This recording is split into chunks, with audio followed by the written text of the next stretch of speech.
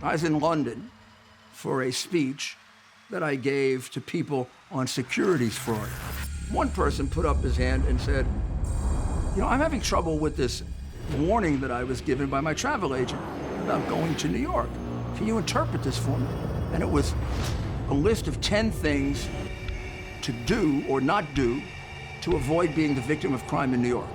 I said to myself, who would go to a city where you have to be given 10 warnings you won't get killed?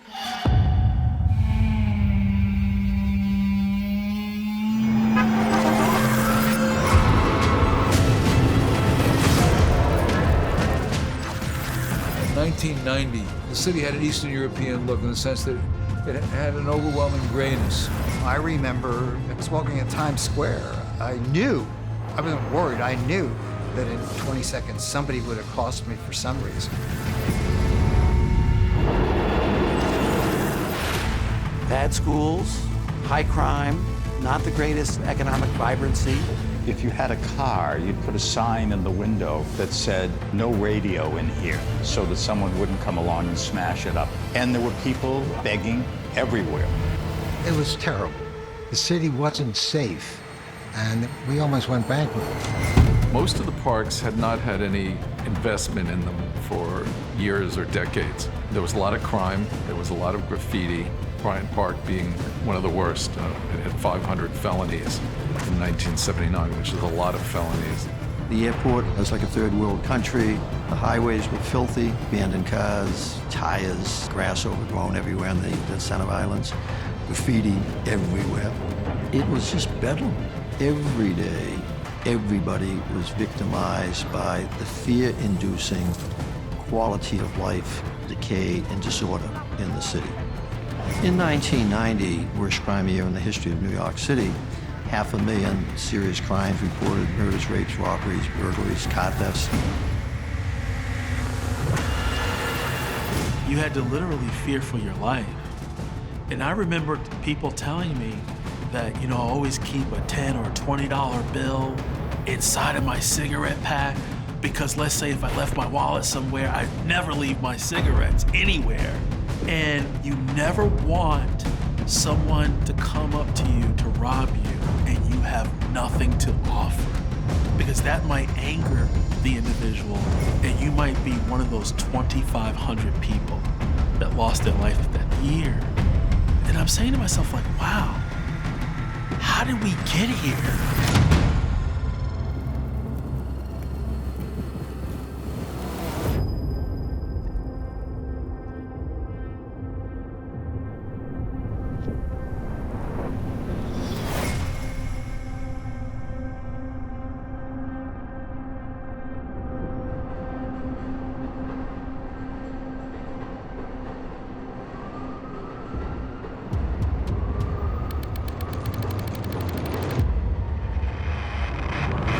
I'm John Lindsay.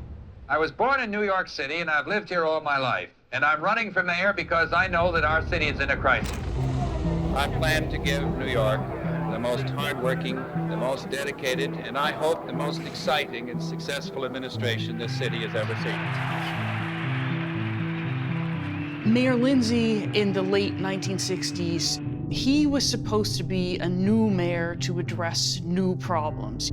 Before this very day is over, someone will be murdered, children will be bitten by rats, Negroes will be denied jobs because of their race, 50,000 drug addicts will need another fix, 50 jobs will leave the city, countless families will be without water, without heat, and all of us will breathe the deadly air that is the same as smoking 2 packs of cigarettes.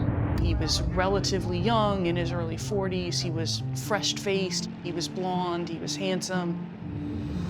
I think John Lindsay, by and large, was a very positive figure in the beginning. There was this sense of the country was changing. The 60s, early on particularly, was a hopeful time. And John Lindsay, I think, represented that hope to a lot of people. Well, the most extraordinary thing about John Lindsay was that he had total confidence in all of his ideas, which were all wrong. The sounds of New York are the sounds of the drillers into the rock, of the iron workers and all the clangor that says, my skyline, my ever-changing skyline. New York is in the middle of an enormous economic boom, the greatest boom in its history. In this restless, bustling city, always fascinating, always inspiring, ever new, New York. And it's during that period that Lindsay explodes the welfare rolls. We can get these folks off the streets, we can put an end to this crime, and in time we can have the great society that we're all entitled to. As part of all the Great Society initiatives, the city was expanding its social services safety net. And the city was known for having pretty generous welfare benefits. John Lindsay basically encouraged the city to get more and more people onto welfare at that time. He spent money on expanding a whole set of welfare agencies whose job was to reduce poverty, but simply created poor people as clients who then became a permanent underclass. So the roles just expanded incredibly. But it also affected the other parts of the city and the quality of life. What you've just seen is the most devastated area in New York City. The rest of the country hears about Harlem all the time.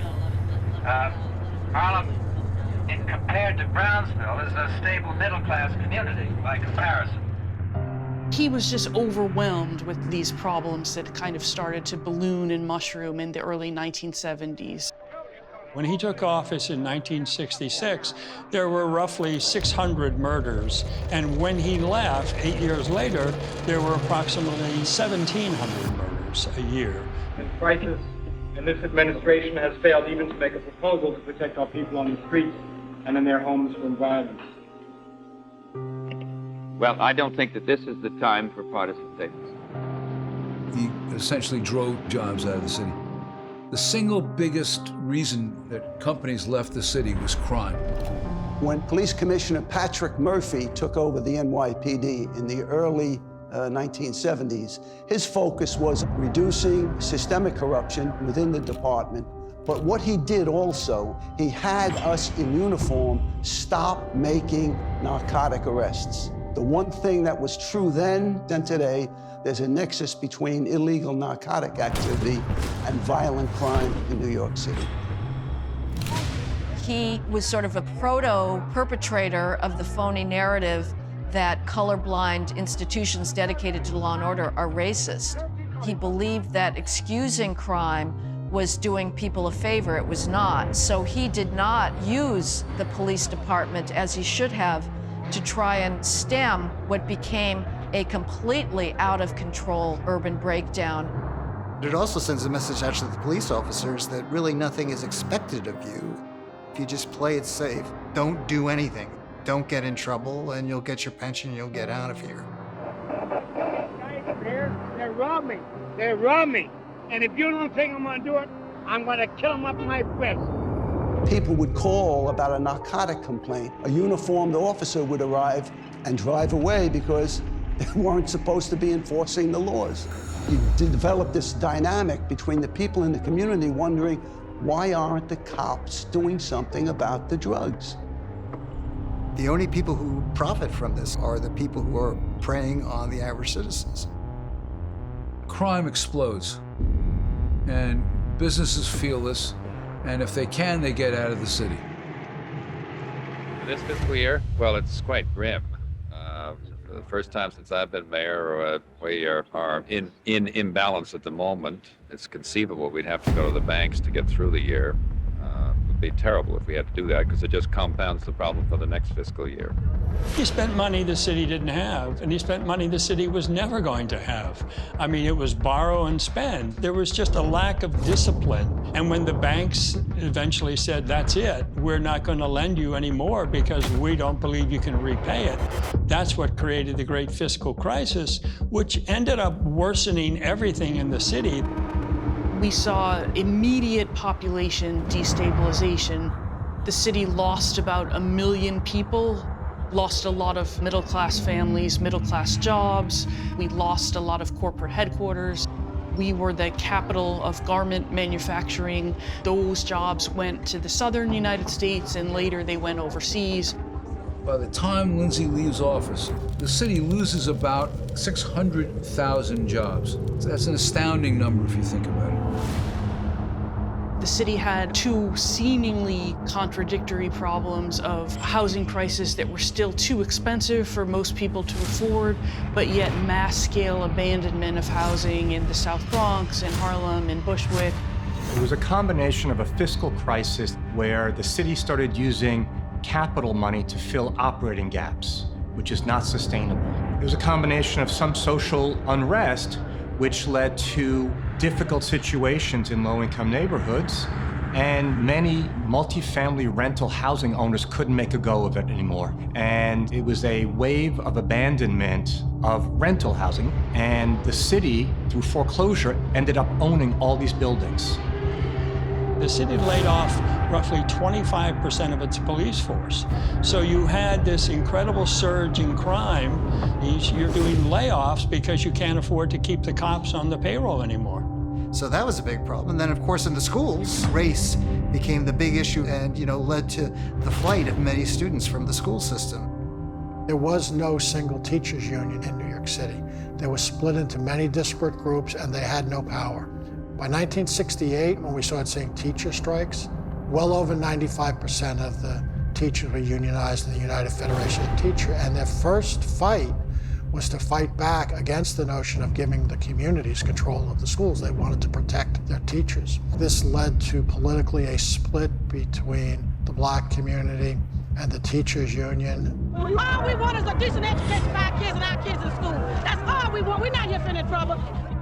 With all this distrust, everyone who could was working politically to protect their own interests. Why don't you read the sign for us? Lesson for today. See John. John is the mayor. See John run. See John run Fun City. Isn't this fun? See John run the police. See John run the train. See John run the schools. See John run for mayor again. See John run out of town. Thank you. A lot of people looked at what was going on and said, the city can't be saved. It's going up in flames with crime. The kids aren't learning. The schools are crumbling. Consolidated Edison in asking the full cooperation of New York citizens in reducing their consumption of power. We called him up and he says, conserve all the lights you could. What can I conserve? I have no lights at all.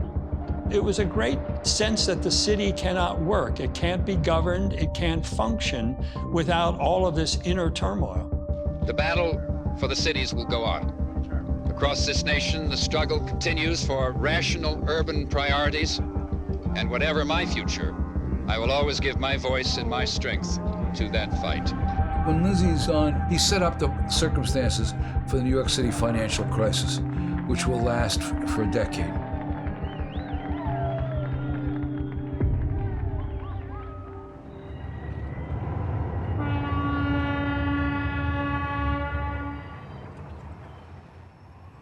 In 1970, the school system in New York City was reorganized.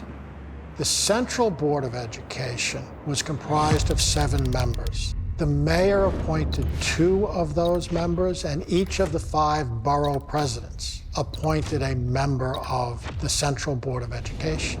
So that meant that for the mayor to get anything done at the school system, he or she had to convince 3 borough presidents to get their appointees to go along with him. And they represented various interest groups. Some represented the teachers union, some represented the custodians union. Nobody was standing up for the children. The children came last. As the city started to slip into decay, there were a number of great society liberals who believed in what they were doing, but they realized it wasn't working. And rather than just saying, well, I'm doing the best I can, they decided to try a different kind of business model. Cy Flegel was that rarest of commodities. He was an actual reformer in a city of educators who claimed to be reformers but were disinformers.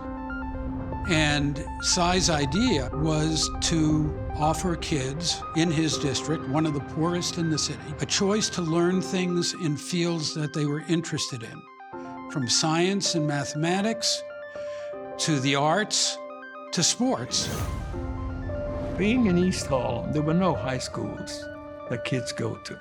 And we had Benjamin Franklin, the worst high school in the city of New York. Benjamin Franklin graduated 7% of the kids who went into the school. There was tremendous cuts in funding to the school system in the mid-1970s. Over 100 schools were closed. The school day was chopped down by one period a day. That's when a lot of the arts and music programs got taken out of the schools. We met with the chancellor and we said, we want to take over Benjamin Franklin and we want it closed and we want to create a new high school. And he agreed. This district broke up its middle schools into smaller schools, so you would have like 4 schools within a building. Each school had a particular theme, and students had to choose to go to these schools. They were beautiful schools for some kids. We opened the school, and we put Koch in as the principal. Now, Koch was the kind of guy who loved the most difficult kids. So he would let anyone into the school. All the principal had to do was say, take this kid, he would take him in. In the 70s, the consensus view was that schools didn't make a difference. So you did not talk about good schools and bad schools. You talked about good kids and bad kids, good students and bad students, or good families and bad families. And so that was an impediment to doing anything. 4 years later, every kid graduated. Every kid went to college. That was a big boost for the concept of creating small schools. So each year, people would come to us with their tales, you know. One guy wanted a sports school, another one wanted a science school, all kinds of schools. We kept expanding until there was 26 alternative schools, all doing well. There were 1 or 2 that didn't do well. We either closed them or changed them into a different kind of school. The fact was they had no authority to do any of this. They just did it. That was the strength of the city's apathy. There was no money and no interest in what they were doing, which allowed them to experiment to the hilt. When you met someone like Cy Flegel, it was like taking a really powerful, wonderful drug. And there were other people like that in other fields that were beginning to show their independence at that point and beginning to think anew. Behind the famous Manhattan skyline, New York is a mess. $13 billion in debt, bankrupt in all but name, the city that was once the envy of the world is falling to pieces. 300,000 people are out of work, the streets are uncleaned, and the slum tenements breed violence almost as a way of life. 4 people are murdered here every day. There's a violent crime every 4 minutes. I do not exaggerate when I say that New York is unique in the history of humankind. New York is not a problem. New York is a stroke of genius. How am I doing? Thank you. I think Ed Koch's first term was one of the great terms in mayoral history, in that he gave the city back its spirit. There was a young generation of baby boomers. Believe it or not, at one point we baby boomers were young, and we were coming back to settle in the city because we didn't want to live the suburban life that our parents had led. The city looked sort of run down and had, garbage in the street, but the 80s were a boom. I mean, the nightclub scene, the restaurant scene here were huge. People went out every single night back in the 80s. On Monday nights, people would go out at 11 o'clock at night. It's never been more alive since probably the 40s or 50s. Okay, girls, very simple. Rolling? What is the best thing in New York? Everything is open all night. That's the best thing. Yeah, everything's open all night, 24 hours a day. And what is the worst thing about New York? You can get mugged going home. After being out for 24 hours a day, you'll be mugged. I want to say this. I've alienated, I'm sure, a lot of people, and I've gotten the support of a lot of people. He was the first Democratic mayor who was willing to say this is really screwed up. As he used to say, I am a sane liberal. And I think he understood that the policies of the last 10 years were insane. Drawing on what he thought was Lindsay's failures, Ed Koch knew that New York could not continue to spend the way it had. So one of the things he did was really to tighten control over spending and take control of the budget department and every agency and make the agencies justify any increase in spending. It made a big difference. It gave the city a sense of confidence. The city comes out of the fiscal crisis under Koch. But a lot of this has to do with the revival of Wall Street, which carries the city with it.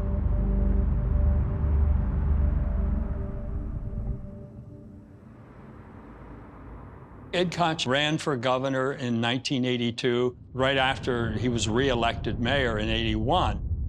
Running for governor, I think, was an important moment in his mayoralty because it severed the relationship that he had with New York. There was a sense that he was born to be mayor. When he basically said, "I'm running for governor," a lot of people felt jilted.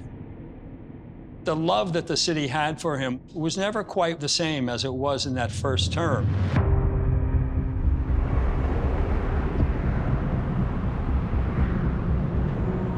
My parents dropped me off in the city. Then a couple of weeks later, they said, "So what are you thinking of living in the city?" So I said, "Well, it's horribly gray, and there's concrete everywhere, and I can't get used to the fact that buildings hit the street. Then there's 9 or 10 feet of ugly sidewalk, and there are no plantings. There's nothing green here." I was there for 2.5 years. During that time, I became the chairman of Midtown Community Board number 5, which had to do with zoning. Bryant Park, it's at 42nd Street and 5th to 6th Avenue, so it's exactly at the heart of Midtown. It's the only green space there. So we had muggers, and every entrance to the park had a different drug market run by a different person. I was chosen by the Rockefellers to fix this mess. It was very difficult to take the space back from the criminals and the drug sellers. I got mugged here myself in my second month of work, and it felt dangerous. Nobody knew why I took the job. Parks, if they have graffiti and they smell like urine and they have feces all over and you see broken lights and broken fences and overgrown hedges, people quickly get the idea they can do whatever they want there who are lawbreakers. What you feel is that your public spaces aren't really yours, that you know where to walk and where not to walk, who to look at, not to look at. And, you know, the going rule in the 1980s was you did not walk into Bryant Park in broad daylight unless, you know, you were trying to score some drugs. And that was just the rule, that was not part of your New York City. And there were whole sections of the city that felt like that, including, you know, in Midtown Manhattan. So Bryant Park was privatized, which led to a radical redesign of what transpired in the park and gave citizens a sense that they were safe and that this park was now theirs. By putting activity in the park, sweeping up the litter, removing the graffiti, repairing a few things we had the money to repair, we ended up with a crime rate that went down in the 80s, even before the great crime rate reductions that we were part of later. The area near Grand Central is terrible. There were 600 homeless people unserved in and outside the terminal. Litter that was ankle deep by the end of the day, graffiti everywhere, dark streets. Koch people gave the okay to set up on a much larger basis than had existed before, a business improvement district. Covered 50 blocks or so. The Business Improvement District is a specially chartered organization by the city, which allows the businesses in that community to tax themselves and then have total discretion over the way those funds are used. Allowed us to privately provide all the things the city wasn't doing. Litter pickup all day long so the streets were clean, removing the graffiti right away. I did that one first, and then the 34th Street owners got envious, and some of them were the same people, and they said, "You ought to come down and clean up our mess." And the mess there was near Penn Station, where tourists and shoppers went, near Macy's Empire State Building, and very much the same techniques as with Bryant Park and Grand Central. It needed an alternative idea, and the success of it is shown by the fact that 34th Street and others have been modeled after by, now we've got 76 of them in New York City. In 1986, Mayor Koch announced $5.4 billion, an unprecedented amount for any local government over 10 years, to renovate or build 252,000 units of housing. And he was responding to what was the extraordinary extent of the abandonment in these neighborhoods. And every mayor since Koch through today has really continued the arc of what Mayor Koch started. It was focusing on renovating abandoned city-owned housing and financing more affordable housing to create units.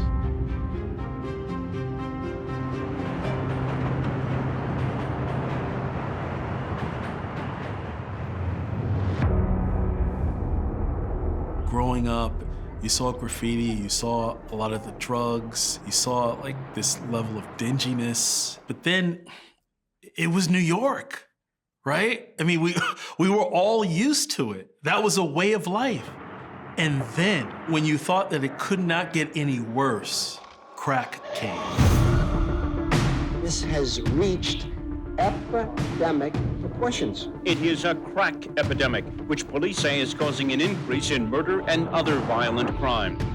It took a nosedive.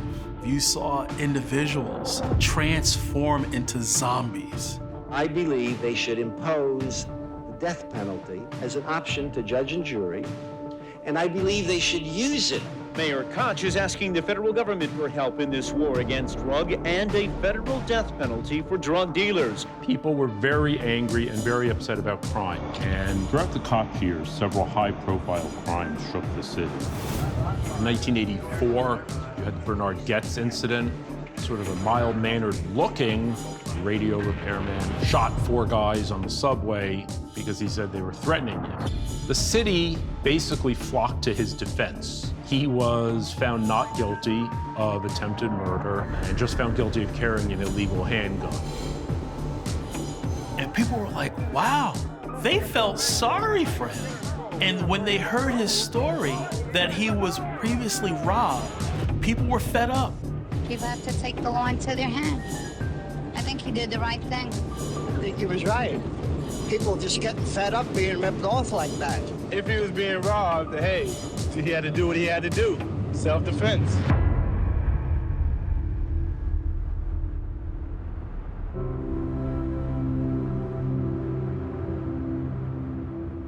A woman jogging in New York Central Park last Wednesday night, raped and nearly beaten to death. In 1989, the Central Park jogger attack occurred. The story was a group of youths were rampaging through Central Park and beating people up. One woman, a jogger, was attacked. She was raped. This woman was beaten and left for dead. At the time, it horrified people. To understand is to forgive. I don't want to understand what motivates someone to engage in this kind of horror. I want, rather than to understand him, I want him punished. Race was always in the shadow of Ed Koch's mayoralty. He used phrases like poverty pimps and poverticians that many in the black community felt were stigmatizing. And so he always had a tenuous relationship with black New Yorkers. There was a misapprehension of what the black community actually wanted. Black politicians at that point represented the anger of their constituents, which was legitimate anger. Racism surely existed, but they didn't also represent the interests of their constituents. Part of the tension was generated by Ed Koch because he wasn't going to kowtow to black extremists. Koch was willing to speak out, but the more he spoke out, the more racial tension and friction that he created. And so therefore, at the end of his term, people had kind of had it with the combative Koch mode of governing. He's the most annoying person. Oh, yeah. No, good answer. Right on, good answer. Survey says Ed Koch, the most annoying person in New York, absolutely. See the cover of New York Magazine? Great cover. Okay, well, make a face like Ed Koch. No, he doesn't. Or just make a funny face. It's that grin with no hair, you know what I mean? It's that whole thing with no hair and the whole grin, that kind of shit-eating, I can't say that here. What's his cable? Sure you can. Why not? Shit-eating grin, it's like all that, yeah, I'm gonna rob you blind. I'm gonna kick you out of this city and kick you out of your apartments. I'm gonna kill you. So you go forward to the end of the 80s, the early 90s, budget stabilized, jobs somewhat stabilized, but still, what do you do about this severe violent crime problem that no one had been able to address in 2 decades? There are people who think I'm acerbic and sarcastic and too New Yorkish. I'm proud to be New Yorkish. Ed Koch ran for a 4th term, but he lost.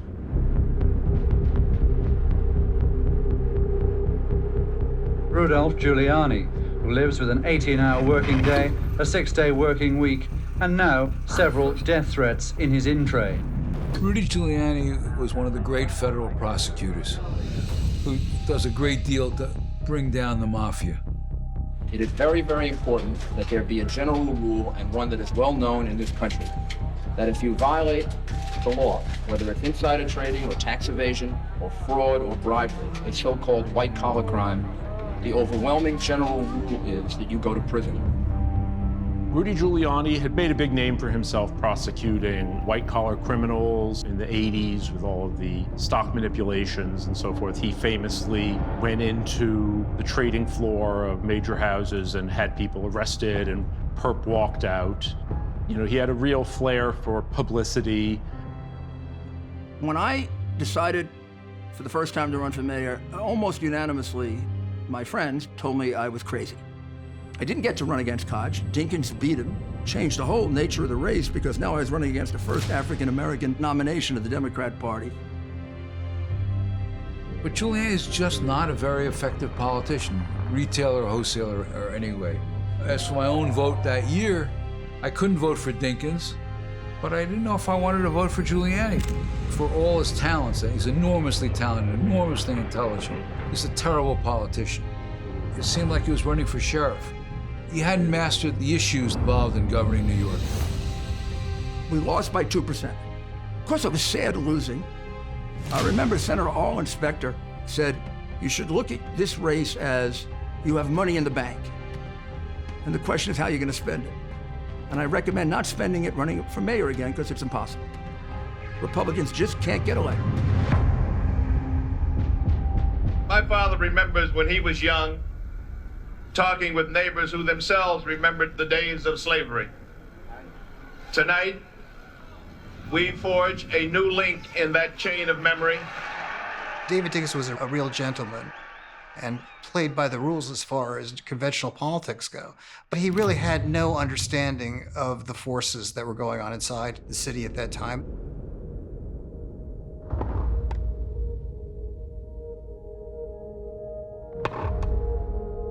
David Dinkins was known for his tennis playing.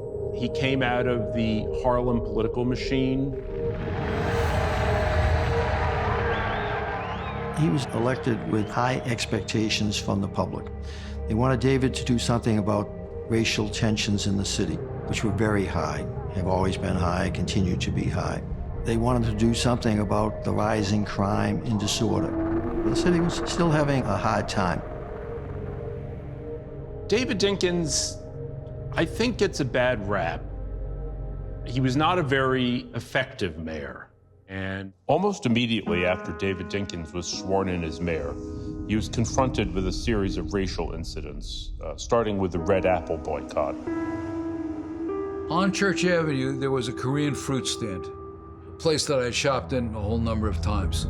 Sonny Carson, who was a less glib version of Al Sharpton, took advantage of a situation in which an African-American woman got into a fight with the Korean greengrocers. Sonny Carson had been shaking down businesses. He tries to create a boycott of the Red Apple. Outside, Carson's people are shouting racist slogans. The city is in an uproar. Dinkins refuses to intervene and bring this nonsense to a halt. Eventually, Dinkins intervenes, but the sense of an incompetent who will dawdle, who's unable to act on behalf of racial tolerance, sticks with Dinkins. To be fair to Dinkins, he's a product of the old Board of Estimate. The fight had gone on to abolish the Board of Estimate and to replace it with a separation of powers system of government. And that was really the brainchild of Peter Vallone.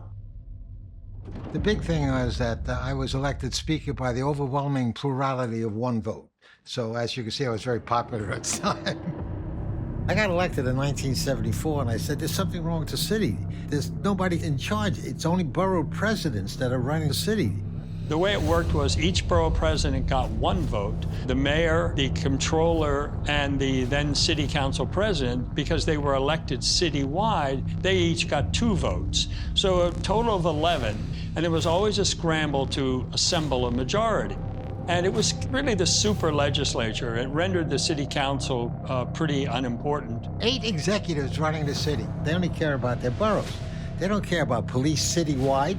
They care about police in their borough. They don't care sanitation citywide. They don't care about anything citywide as long as they had their borough working.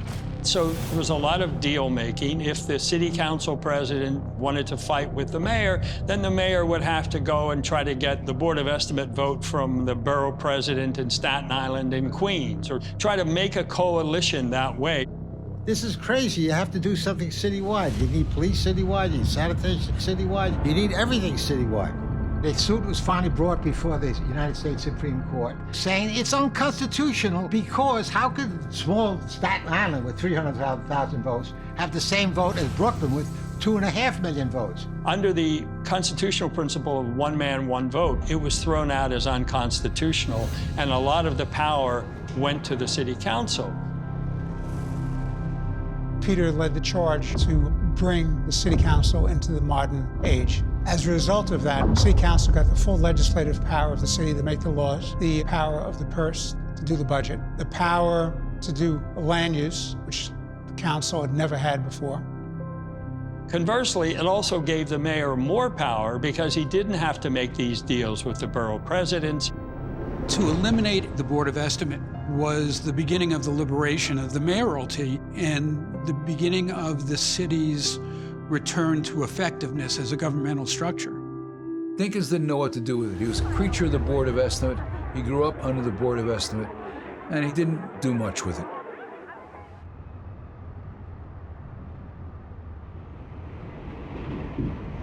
In 1989, I was approached by George Kelling, co-author of the Broken Windows article with James Wilson, who were consulting with the Transit Authority here in New York. They asked if I might want to consider becoming chief of the transit police in New York City. New York City at that time had 3 police departments: transit police, housing police, and the city police. They looked the same, but they were different departments at that time. So I came. April of 1990, I was appointed chief of the transit police. We had 26 murders on the subways in 1990. That had remained pretty consistent for a decade.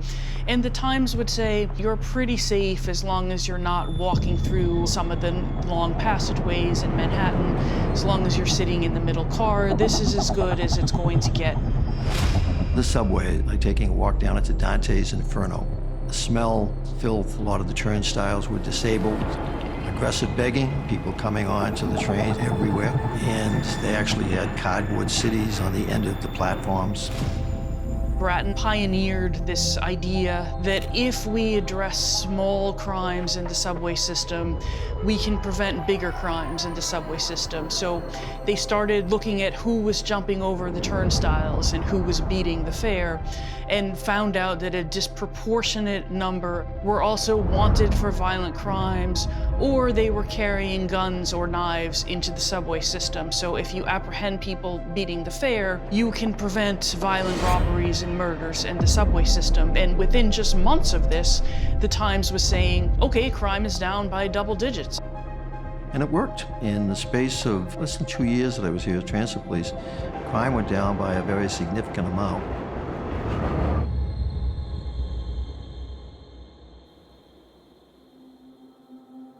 On Labor Day weekend, 1990, a young fellow by the name of Brian Watkins, with his family, had come from Utah.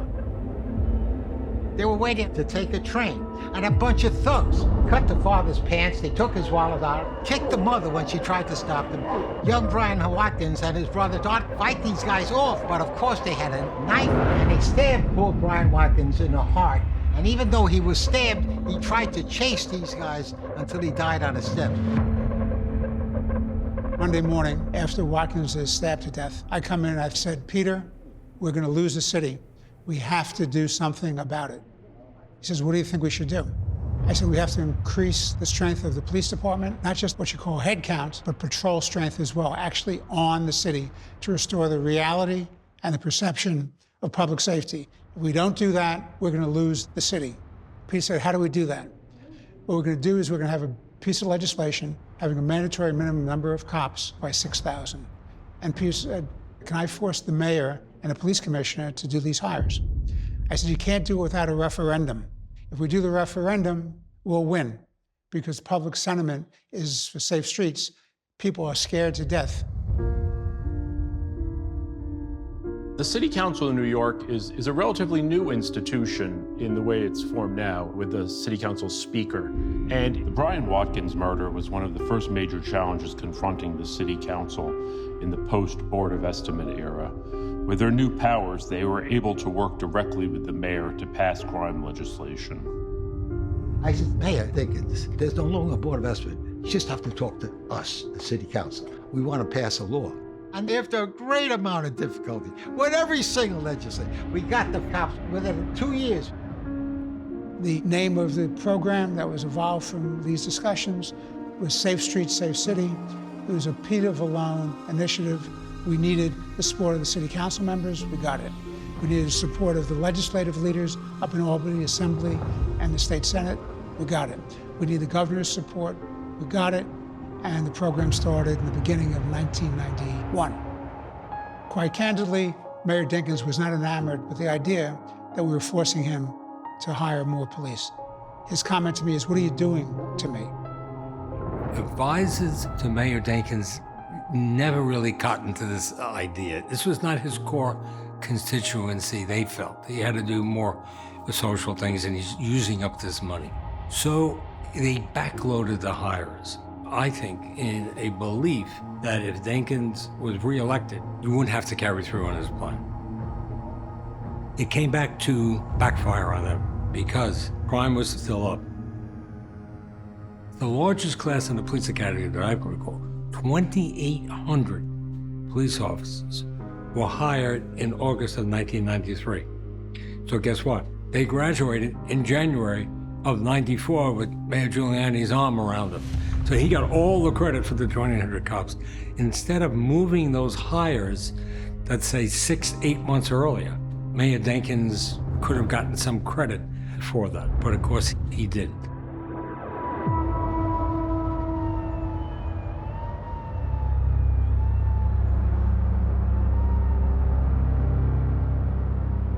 The major event of the David Dinkins years that's really stuck out for everybody is the Crown Heights riots. Now, Crown Heights is an area in central Brooklyn inhabited by a lot of African Americans, and also it's the center of the Lubavitch Hasidic community. The leader of that community would regularly have motorcades that would drive through the city, and people sort of took offense to the way in which they would sometimes speed. One day, a member of the motorcade supposedly was speeding through a red light, lost control, and jumped the curb and hit a little 5-year-old boy and pinned him against a building, and he died. It's angry and ugly, and it's dangerous. An Hasidic man hit by a brick on Eastern Parkway. A cop assigned today to protect the mayor suffers a fractured leg. People who observed the attack taunting him as he's wheeled to an ambulance. You reap what you sow. What goes around comes around. What erupted was the worst anti-Semitic violence in American history. It went on for 3 days. Whole areas of Jewish neighborhoods were burned and stores burnt out. And the police were not terribly aggressive in intervening into those problems. Because passions are running so high, there is no way the community can yet come together. The mayor today sought to diffuse the tension by talking to young people. And he took some heat. I myself personally worked hard on your campaign, and I'm right now I don't know what to say. All right, I'm like real sorry that I did it. I have been here, and I'm surprised that not one of you would say, "Oh, but he's been here." I'm surprised that not one of you. You ought to know it, and it's unfair for you to get on the media and say the mayor ought to come here. Meanwhile, the Reverend Al Sharpton and Alton Maddox are demanding the arrest of the Hasidic driver. They say if he's not arrested, they will hunt him down themselves. In a day and night of screaming sirens so far, 35 people have been injured, 17 of them police officers, and we've just learned in the last 45 minutes that 2 cops were shot on Schenectady Avenue, not badly hurt, taken to Kings County Hospital, and within of the last 2 hours, 1 person was killed. Culminated with the murder of an Australian rabbinical student who was visiting, who was stabbed to death. I was asked to come in on the 3rd day. I put in the tactics and strategies that brought it under control. Mayor Dinkins received a lot of criticism for not stopping the violence. His idea was to let the people let off some steam. The assumption of the Dinkins years was that the police are only reactive, and if they are proactive, that will be necessarily racist. So it's best to just let the anarchy flow, and then we'll hope we can come in after the fact. Well, of course, that is a specious assumption, because every time that you let anarchy loose without trying to pull it back, you're sending the message that no one is in control, and it is very hard to reverse course. Dinkins couldn't care less. He knew what he knew, and he knew that crime was a function of underlying social conditions. The idea that policing could have an effect on crime was simply alien to him. That's when the people of the city lost confidence that David Dinkins could bridge these racial divisions and lead the city forward.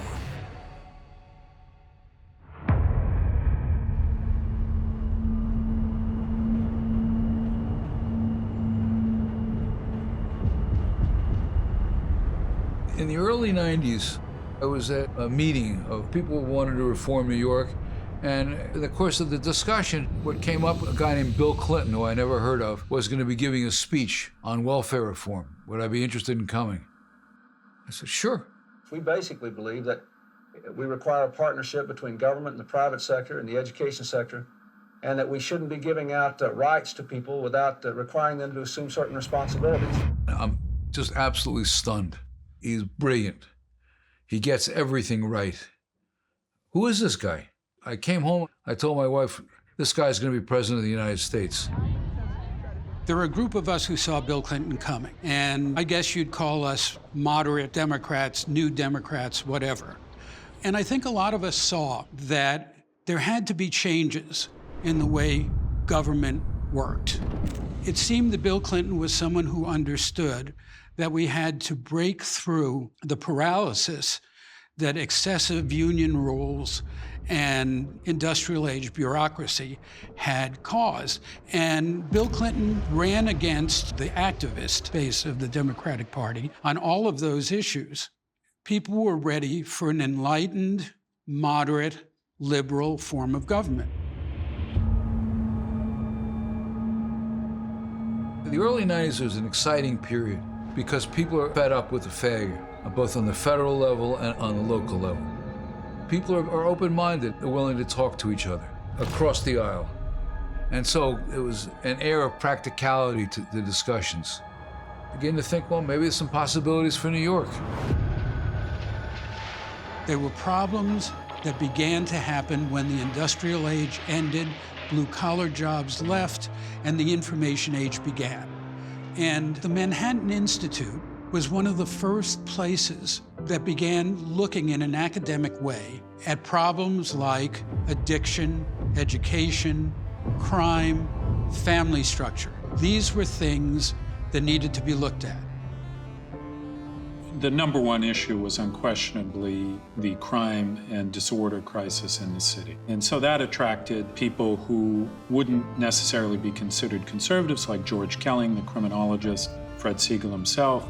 I considered myself ex-left, and I thought that the Democratic Party had moved very significantly to the left. In fact, I remember that being part of a Manhattan Institute roundtable with Fred Siegel and Elaine Kamarck from the Progressive Policy Institute. And we were talking about how difficult it was to reduce welfare rolls. And Elaine just said, what we're talking about here is that there are a whole bunch of social workers who are afraid they're going to lose their jobs. And it was simple truths like that that made the Manhattan Institute a place where truth, not ideology, dwelled.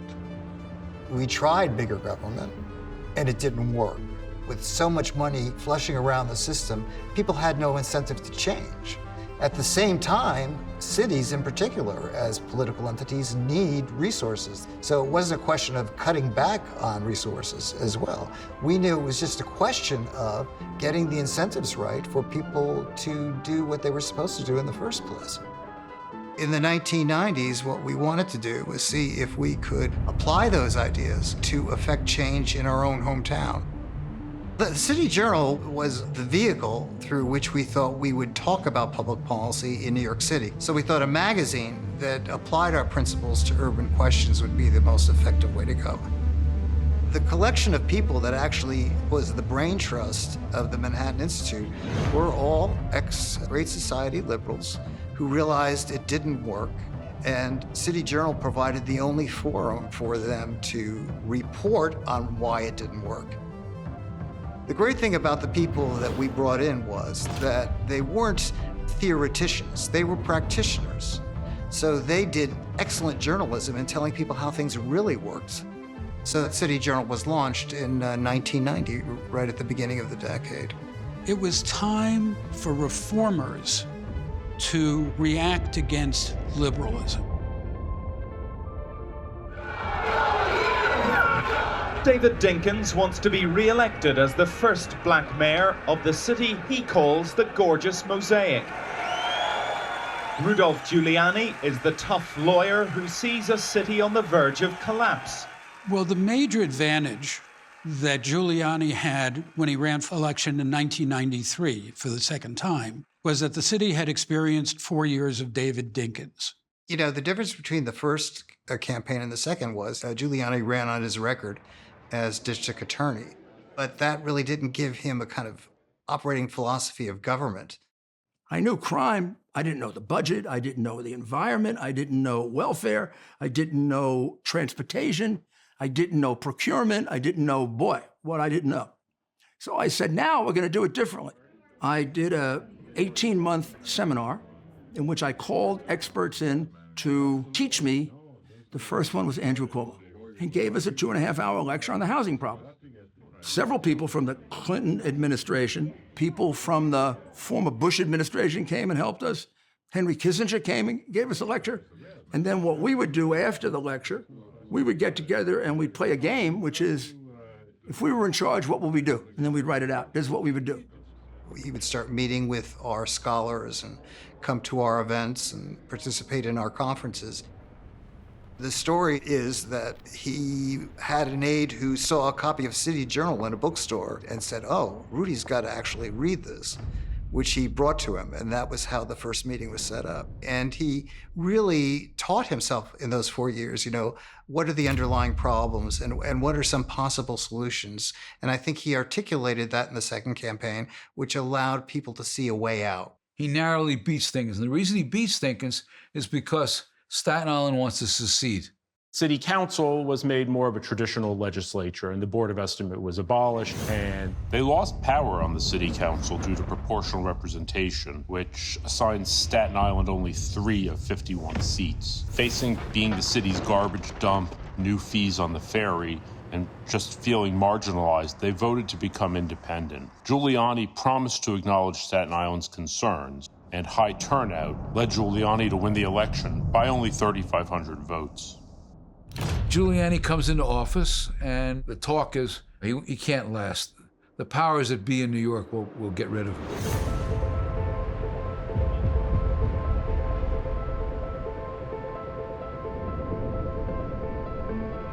I get elected.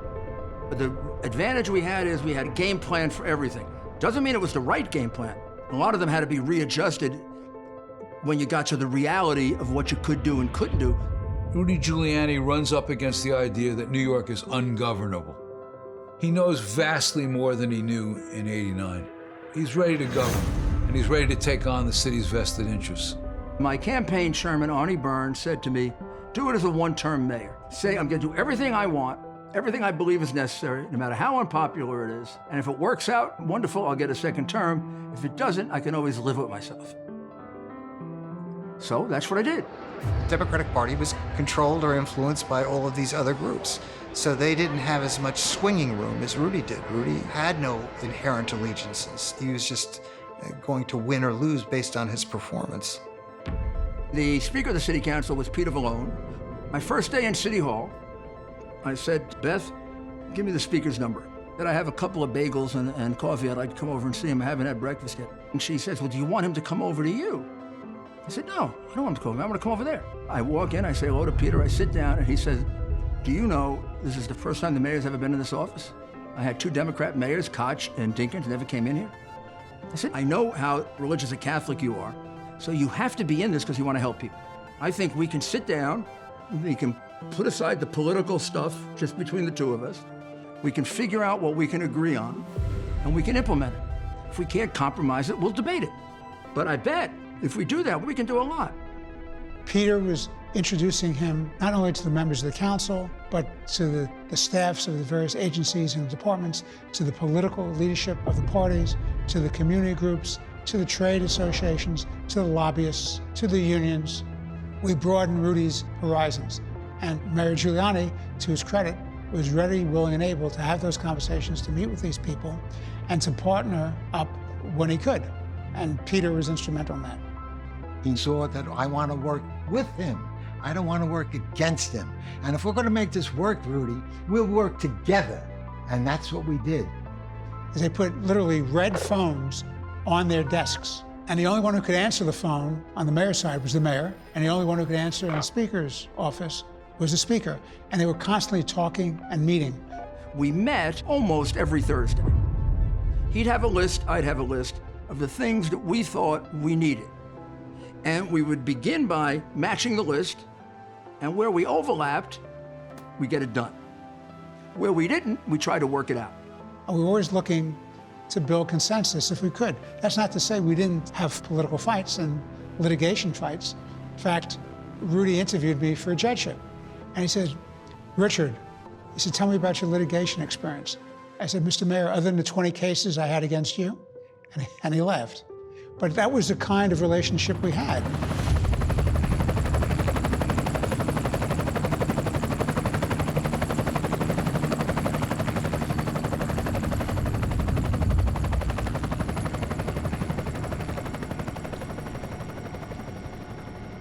The Clinton era was marked by a recognition in a way that we hadn't seen really since the 1920s, that the business of America is business.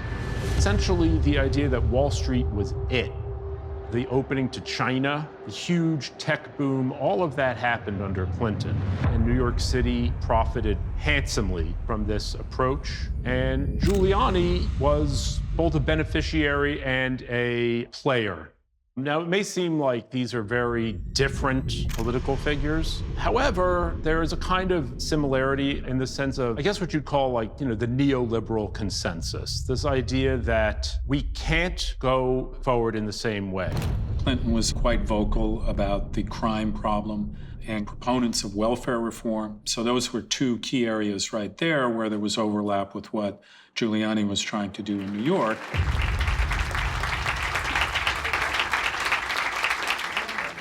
During the past 9 months, we have moved quickly and steadily to implement the toughest, smartest crime bill in American history. Bill Clinton passes in '94 the crime bill. Giuliani not only helps lobby for it, he goes across the country to help sell it. So you have the Republican prosecuting crime-fighting mayor in New York working with the Democratic baby boomer president to sell an anti-crime initiative across the country. Those are the sorts of things that were happening because crime was so big. New York is in the middle of its worst recession for 50 years, but the economy isn't the key issue here. Nor is it homelessness, AIDS, drugs, or the state of the roads. None of them compare with the one issue today that obsesses New Yorkers: crime. Giuliani begins a search for police commissioner, and he made it clear that he would be potentially interested in naming me as commissioner based on my success in the subway system, and that I would be his choice for police commissioner effective January of 1994. What Rudy and I both shared was a belief that the city could be made safer, be made better. To take back the streets of New York, in some respects, was like taking Europe back from the Nazis, that it was going to require an all-out assault.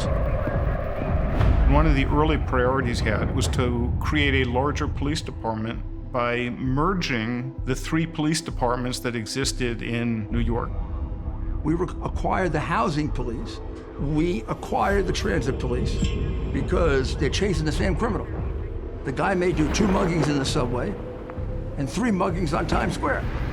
So the transit police are looking for the same guy that NYPD is looking for, and they don't talk to each other. By doing that, we went up to a 41,000 person police department. Bill Bratton embarked on this famous experiment in policing called broken windows policing.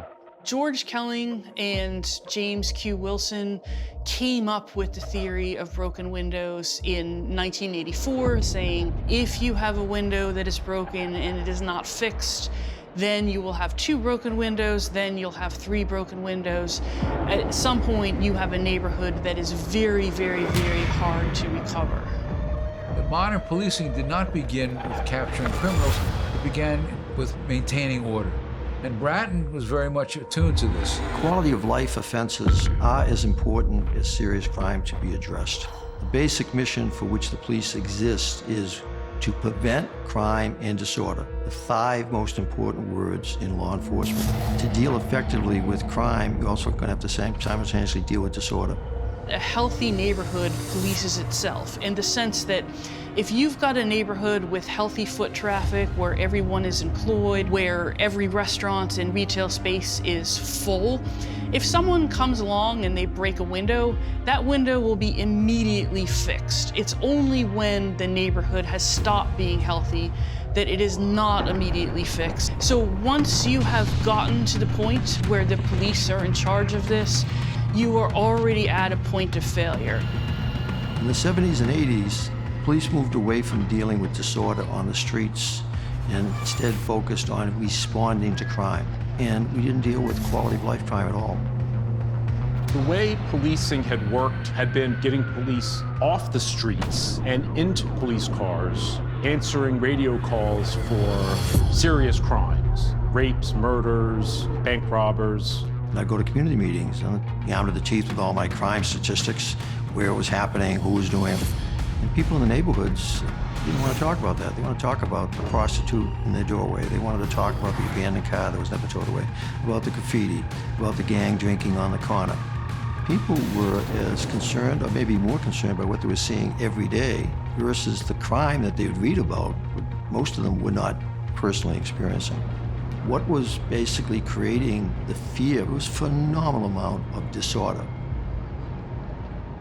The presidential commissions, a number of the other commissions that had studied all the violence, the race violence, felt that the role of police was to respond to crime while society figured out what to do about what they thought were the real causes of crime: poverty, racism, unemployment. My belief was the cause of crime is people. And by focusing on the small things, oftentimes we disrupted bigger things from happening. We started to focus on stopping and arresting fear evaders. What did we find? 1 out of 7 were wanted on warrants for other offenses. 1 out of every 20, 21 were carrying a weapon, box cutters on up to Uzi machine guns. So by going after quality of life, we're also having an impact on crime. Criminals do not specialize. Criminals are omnivorous. They are multitaskers. They break one law, they break another law. There's a great chain of being in criminality between the low level and the high level. It is all connected. And even if it wasn't, even if Fair Beavers did nothing worse, it still would be essential to stop it because it sends the message that no one is in control. These guys from Brooklyn that wanted to go to Manhattan and rob, they wouldn't pay the fare, they'd hop the turnstile, and they're bringing the tools of their trade with them, the illegal firearm. You stop, you capture that person, and you're saving a shooting, who knows how many robberies, how many lives are being saved. And we saw that. Those numbers came down dramatically. Violent crime, way down. Giuliani in the first year really left me alone in many respects. Made it quite clear his goal was crime and disorder. He got it. He really understood the importance of the look of things. So one of the things he did right off the bat with his sanitation commissioner was clean up all the sanitation trucks. He basically had them all repainted and they were clean again, and he kept them clean. You know, he was very focused on little things. He had his vision, he had his goals, he had his strategies, but he was also very focused on the tactics. He goes after the squeegee men. They were as annoying as hell and in many ways threatening. People felt like there was nothing you could do about it, that it was really quite hopeless. They seemed to be everywhere.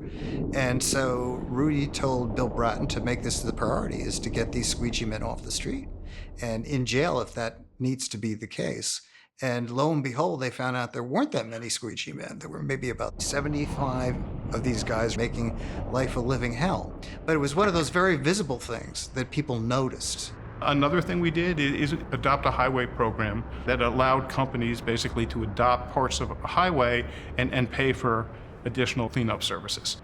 We wanted to make sure the entrances to the city were clean. It was a small thing to do, but again, it changed people's perception of coming into the city. The department was not effective dealing significantly with crime. Uniformed officers were not authorized or allowed to make drug arrests. And so when the woman looking out a second floor window would call the drug dealers on the corner now and then see those uniformed cops drive by, what'd she assume? They're on the take. So when Bratton came in, he said, you do what you have to do. You are now allowed to arrest people for narcotics. Giuliani provided the authorization, as I had been authorized in the subway, to move forward in a sense. If we didn't get our arms around this problem, we were never going to make the city safer. I had to clean up Times Square. In order to clean up Times Square, I got to get rid of the drug dealers, I got to get rid of the murderers, I got to get rid of the robbers. I knew how to do that. For example, we got rid of the muggers by putting cops on horseback so they could see into the crowd. We put undercover police officers in the crowd, called the anti-crime unit, but they dress like you and me or like the crowd. And we'd give them walkie-talkies, and the guy on the horseback would say, to your right, 20 steps, there's a pickpocket. See? Guys, I got it. Next pickpocketing, he'd grab. There's a purse snatcher. There's a harasser. There's a possible rapist. He's dragging a woman. Took about 3 or 4 months. Crime was down like 50%. Then it went down 75%. And then it turned out to be no crime. Giuliani had this real heavy focus on getting rid of the vice conditions in Times Square. Giuliani essentially tore down a lot of the old shops, and he brought the Walt Disney Company in to build a store. You know, you go there and it's literally just families from the Midwest going to eat at Red Lobster. There was a strong belief that Rudy had that you have to reclaim the public spaces in New York. It involves cleanliness, keeping crime under control, getting drug dealers off the corner. It means cleaning up graffiti. 2 a.m. in the 70s and the 80s, you couldn't walk through here, man. Sex, drugs. And now? It's wonderful. I think it's clean. That's Giuliani. Well, he did it. Broken windows policing saw a pretty immediate improvement. More black people are alive today because Rudy Giuliani was mayor. During the entire time of his tenure in office, shootings of black people continued to drop and drop and drop because the police weren't focused on looking for black people and throwing them into jail. They were looking at public disorder and trying to dissipate it before it evolved into something more serious.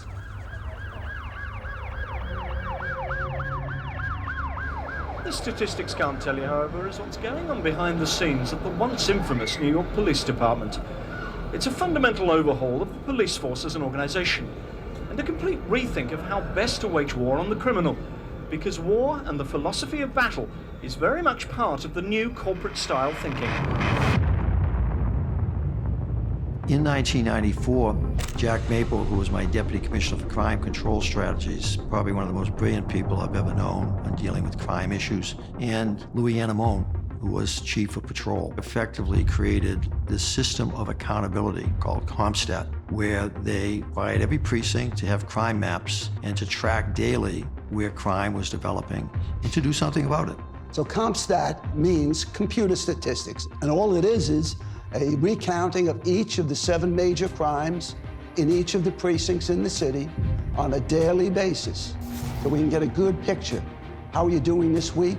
How are you doing for the past month? And how are you doing year to date? So CompStat has 4 basic components to it. Timely, accurate intelligence. Gather up your crime information every day. Rapidly respond to those patterns and trends, and precinct captain was expected to know about it, talk about it, and what he was doing about it. Effective tactics, where what you're doing about it, was it working? If not, why not? So we're sitting in a room. I'm at one end with Jack Maple alongside me, some other chiefs on the other side, and we're discussing crime. Behind him or her was a map of the area that they were responsible for. And you'd see the red robbery dots. And then you'd ask, now put up the complaints about narcotic activity. You'd see some right around that area where the robbery dots were. And then you'd ask, what about our shooting incidents in this precinct? Put those up on the map. And lo and behold, they're also in that same little bit of an area of the precinct. So I would ask that person standing at the podium, tell me a little bit about what I see on that screen. Who's doing that? Why are they doing it? Why haven't we caught them? How many of different patterns do we have here? Are these robberies all individual guys, or are any of them linked? 10% of the locations in the city accounted for over 60% of the violence in the city. And that became clear early on as we're looking at the maps.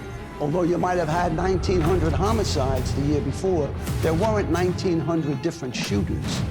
We had 100,000 robberies. There weren't 100,000 different robbery perpetrators. There were some people doing a lot of the crime. Let's identify them and let's get them. It was the idea, if you want to prevent crime, you can't wait till there's 30 or 40 incidents to identify, gee, we have a pattern, we have a problem. You needed to do it when it was 2, 3, or 4, to develop a system that you could effectively map out the city, where was crime occurring, and then when you saw those hot spots start to emerge, put cops on the dots. This is very similar here, what we're doing, is to what the British did in World War II. The British invented radar. The radar told them where their opposition was coming from, so the RAF would be up there waiting for the opposition. Well, this is our radar system here. And as you see all those dots on the map, that's our opponents. So this way we can deploy rapidly, we can be focused, we can use effective tactics to knock down our opponents there. You really think you're in a war, don't you? This is a war.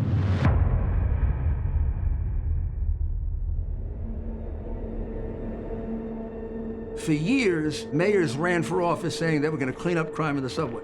When I became mayor, we used the CompStat program to figure out why hasn't it worked. The CompStat program gave us the answer. 75% of the crime is committed in those days on the platform. Only 25% in the cars. All the police were in the cars.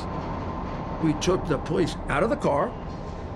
We put them on a platform where the crime was taking place.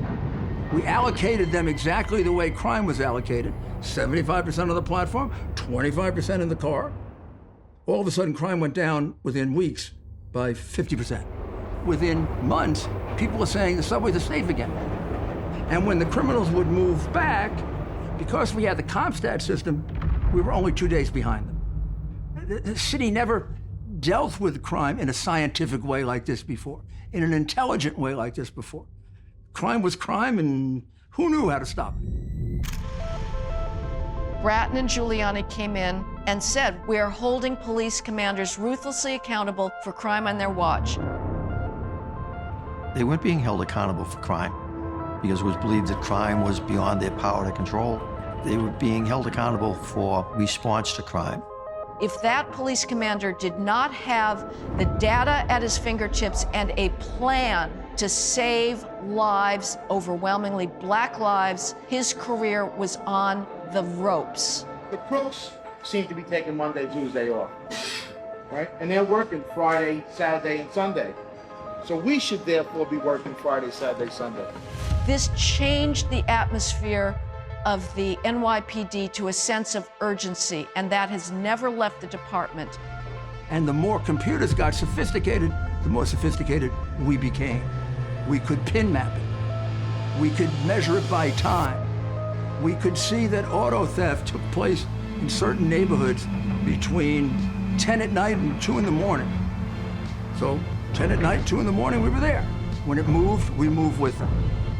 After the first year, the crime declines were so dramatic that the papers and the media reporting dramatic declines in crime. So people were seeing where they got the news, but in the reality in their streets, the prostitutes were gone. The squeegee pest was gone. The disorder was gone. Times Square was starting to get cleaned up. I predicted in a speech at the Manhattan Institute in 1996, after I left as police commissioner, over time, as we corrected behavior, there'd be less need for summonses, arrests, stop, question, and frisk. And I was proven right. The jail population went down dramatically. By the time I left after 29 months, crime was down 39%. I benefited from Giuliani being mayor because I don't think that Dinkins would have ever authorized me to be as assertive with many of the practices that we put into place.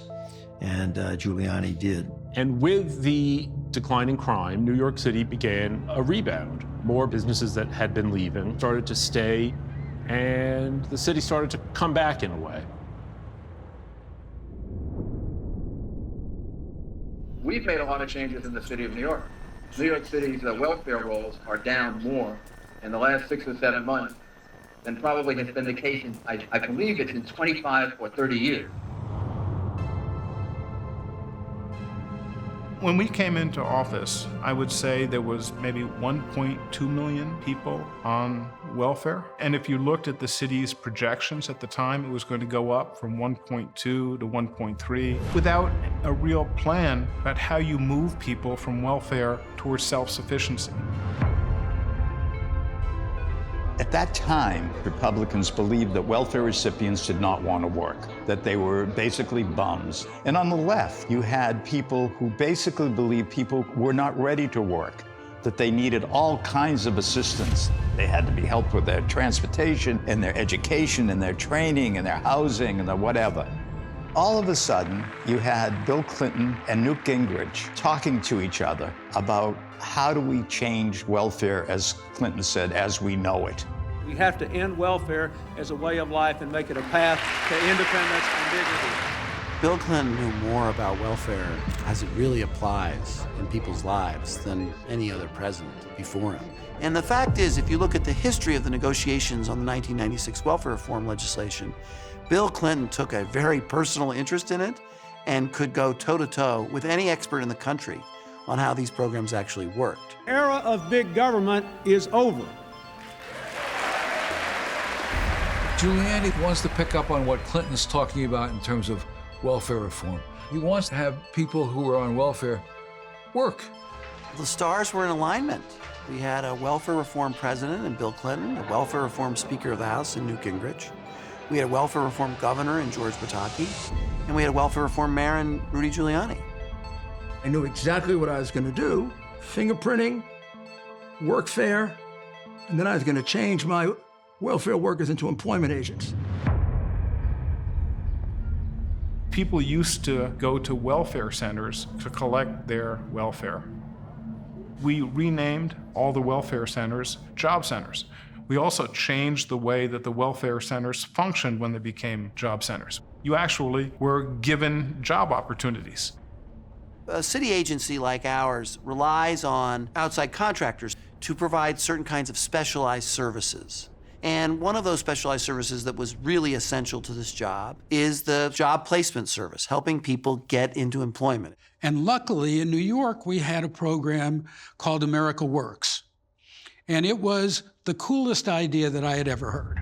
America Works was the first for-profit company doing welfare to work in the United States. We were able to get welfare recipients jobs. We were able to get private companies to hire them.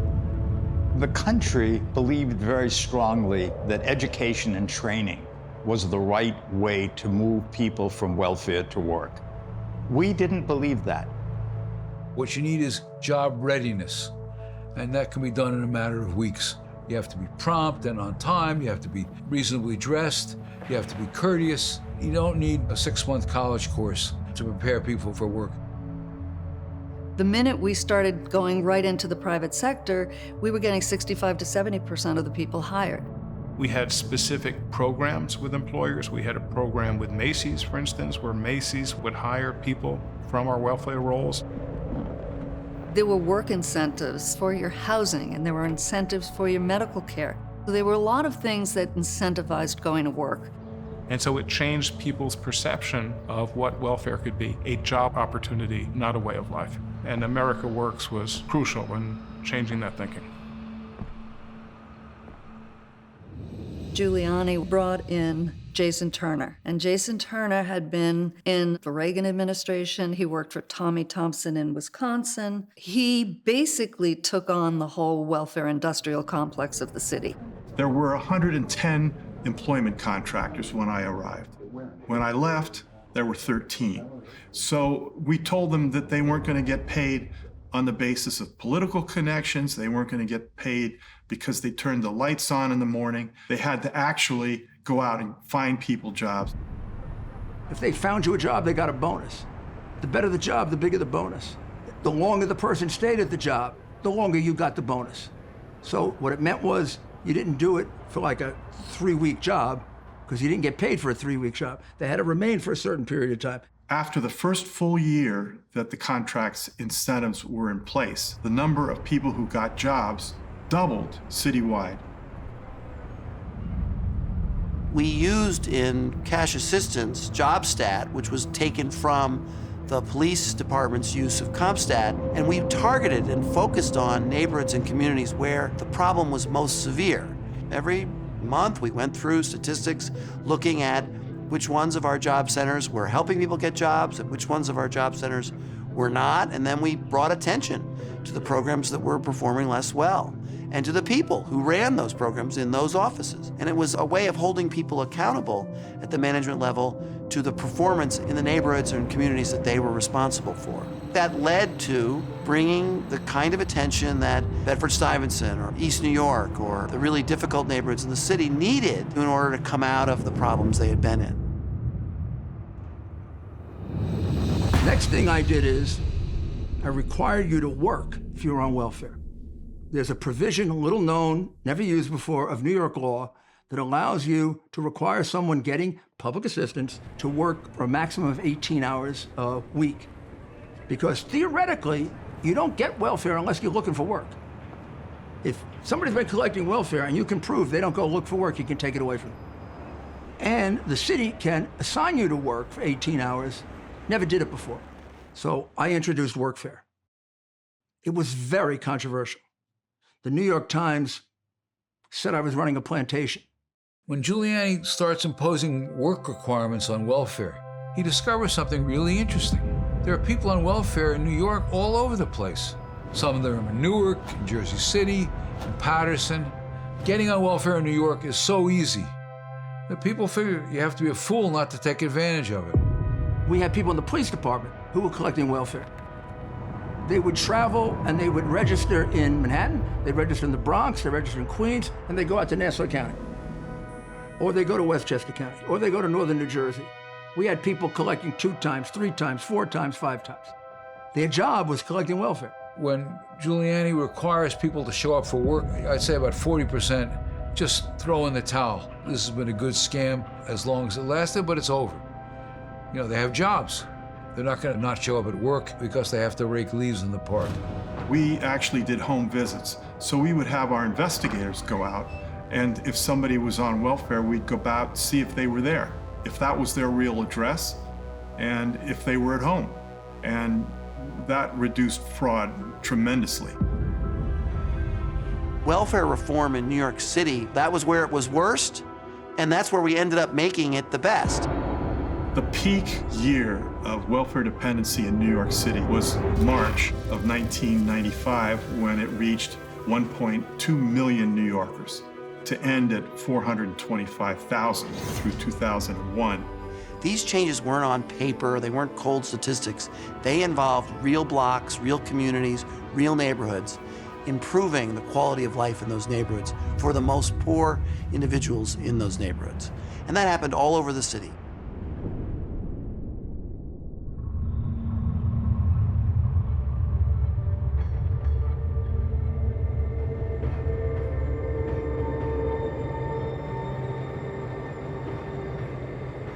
The city owned 60% of the land mass of Harlem, which meant every other building you walked past was owned by the city or abandoned or burnt down or vacant lots. Giuliani brings into office with him a gal named Debbie Wright, who sees the problem and is quick to respond. And she goes about reviving neighborhoods by selling off these properties to people who use them more productively. I think both Mayor Giuliani and Debbie Wright shared the perspective of having properties back in private hands. And she convinced the mayor that she would do it in her own way, which would be no displacement of tenants. The second thing she really pushed on was that she wanted the private sector owners to be local owners, not speculators. Before Debbie Wright, the law required that if a private owner did not pay his or her real estate taxes, the city would foreclose and take ownership and management of those buildings.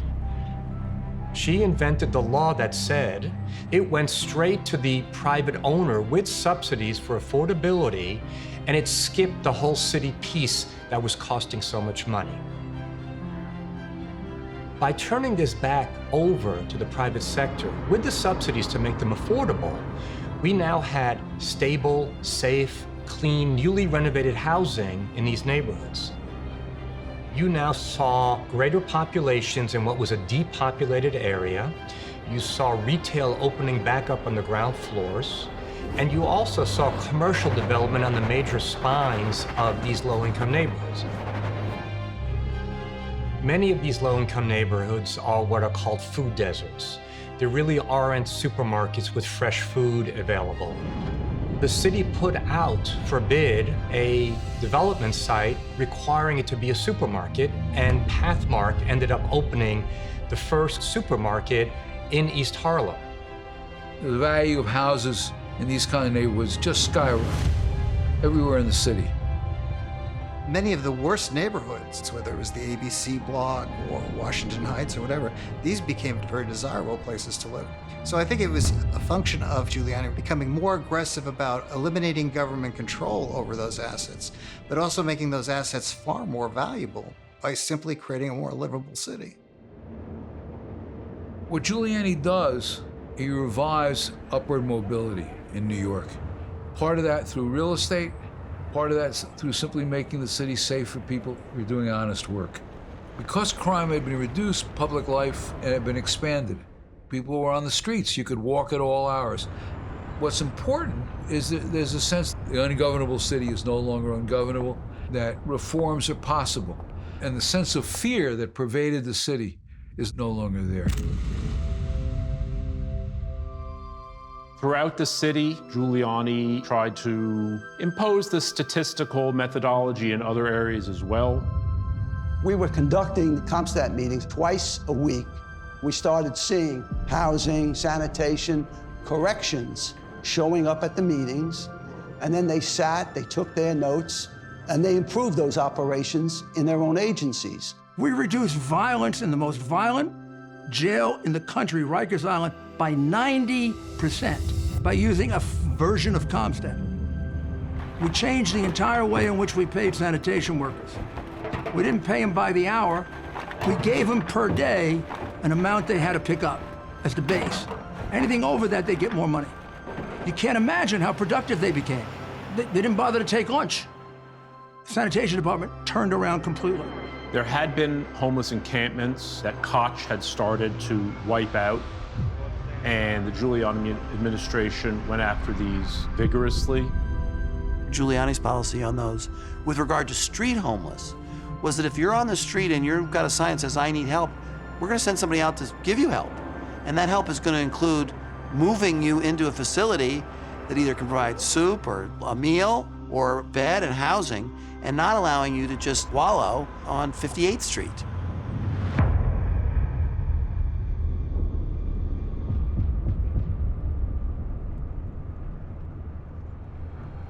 I believe Giuliani's first term was the most significant in modern New York history. There were 2,000 murders when he took office. After 4 years, there were something around 700. I wrote a profile of Giuliani for The New Yorker when he ran for re-election. And he was running against a woman named Ruth Messenger, who was a classic liberal. And I said that Messenger's campaign was like a swallow being devoured by a threshing machine. Rudy was going to be re-elected mayor. We have 330,000 fewer people on welfare than 2.5 years ago. This year, when it ends, if God is good, will be the safest year, even safer than last year, in 30 years in New York City. I think he got something like 57% of the vote, which was a remarkable landslide for a Republican in New York. Thank you, New York, for re-electing me to a job that I love so much. And you know, with politicians, when they have a great first term, they lose some perspective. In fact, many of them lose an awful lot of perspective. That's why second terms usually aren't very good. Now, in his second term, Giuliani tries to tackle school reform, but fails. It's a very tough road to hoe. He pushes toward mayoral control of the schools. The system was failing the majority of students. And so you would put money in the Board of Education, and by the time it got filtered through to the classroom, there was very little left. And then also, because you had a system that was essentially a monopoly, you didn't have a lot of external pressure in trying to get change. And Rudy's approach to education was he wanted to have more control of it. And we made efforts to try and make sure the funding went to the kids. Another part of it was to set up targeted programs. Rudy was a great believer in having arts in the schools, and so we created Project Arts to bring arts education back into the schools. The other piece that Rudy realized is you had to give parents options. From a parent's point of view, to be forced to send your kid to a school that doesn't work has to be one of the most dispiriting things. We created a privately funded school voucher program. I wanted the parents to be given the money that I was spending on their child. And I wanted them to decide where to put that money. Public school, private school, parochial school, charter school. And I wanted them to vote out of existence the public schools that they knew were inadequate. Because a lot of them would choose the public schools, but they choose a different public school. There was also a tremendous amount of corruption in these local school boards. Principalships were bought and sold. You had to kick back to political campaigns in order to get a principalship, because the one thing the local school boards did control was the appointment of principals. There were terrible stories in the 1990s. A principal in the South Bronx found passed out in their car from crack cocaine. A principal who was stealing the cookie money that the PTA had raised. Another reason that schools were not working the way they should.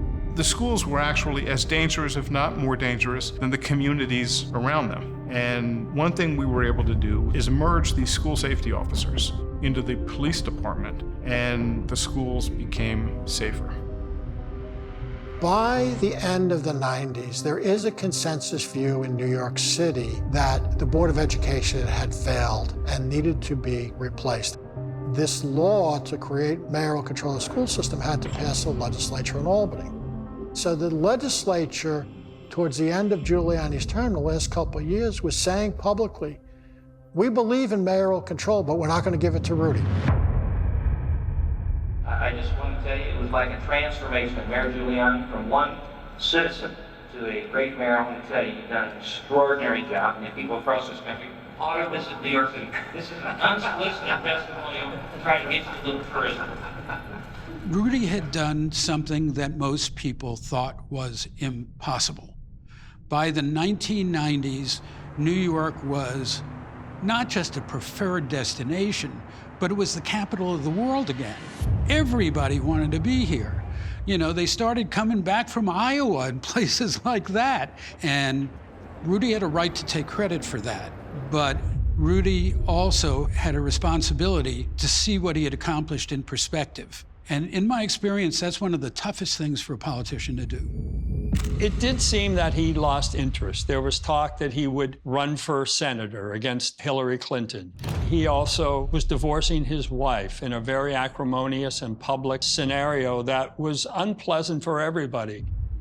His style of governance didn't suit everybody, and he started to rankle people quite a bit. I think part of what happened was there were 2 or 3 different cases in the 90s where prisoners were brutalized or shot for pulling a piece of gum out of their pocket. And politics always is an ebb and flow. Most New Yorkers loved the fact that the police had gotten more effective in fighting crime. Most New Yorkers also were appalled by the excesses, and especially when it involved the police vamping on innocent black people. The attention on the bread and butter issues that had marked his first term was not entirely missing, but it was not as intense. It wasn't that people had gotten tired of Rudy's policies. They had gotten tired of Rudy. If they'd gotten tired of Rudy's policies, Mike Bloomberg would never have been elected mayor. We had, in effect, 2 Republican mayors in a row. It hasn't happened since the early 19th century. And the reason why it happened was because most people in the city, including blacks and Latinos, wanted safety and they wanted more effective government. They didn't like the excesses and they didn't like Rudy's excesses. But they liked the policies. By the time of primary election in 2001, people were pretty ready for a change. Unfortunately, the Democratic primary that year, September 11th, 2001, so they had to postpone it because that was the same day that the major terrorist attacks occurred and the Twin Towers were destroyed.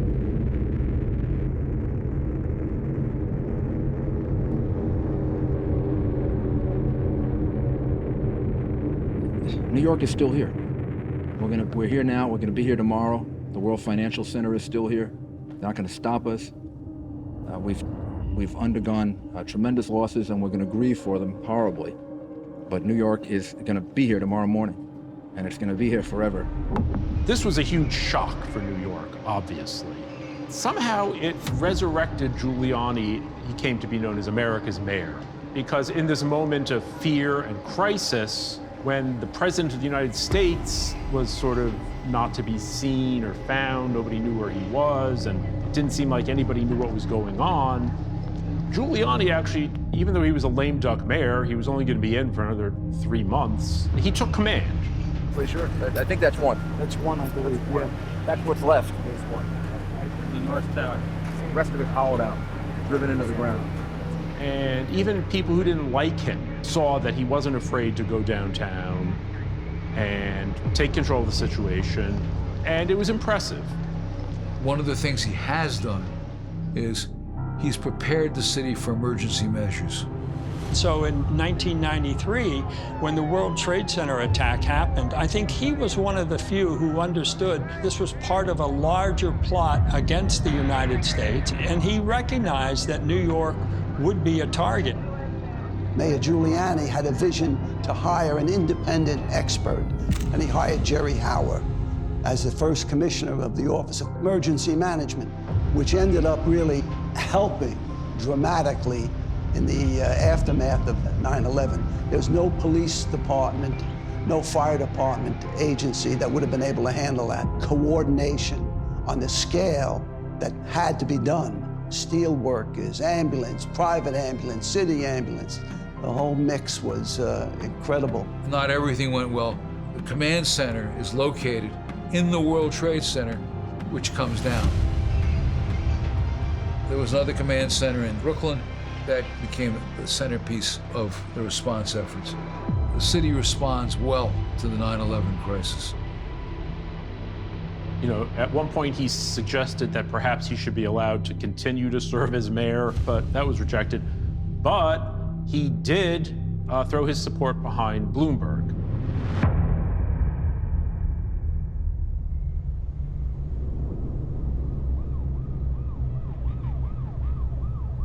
At the time, it was really a question whether New York was going to come back. 3,000 people died on 9/11. People thought, well, nobody's going to want to stay in Manhattan.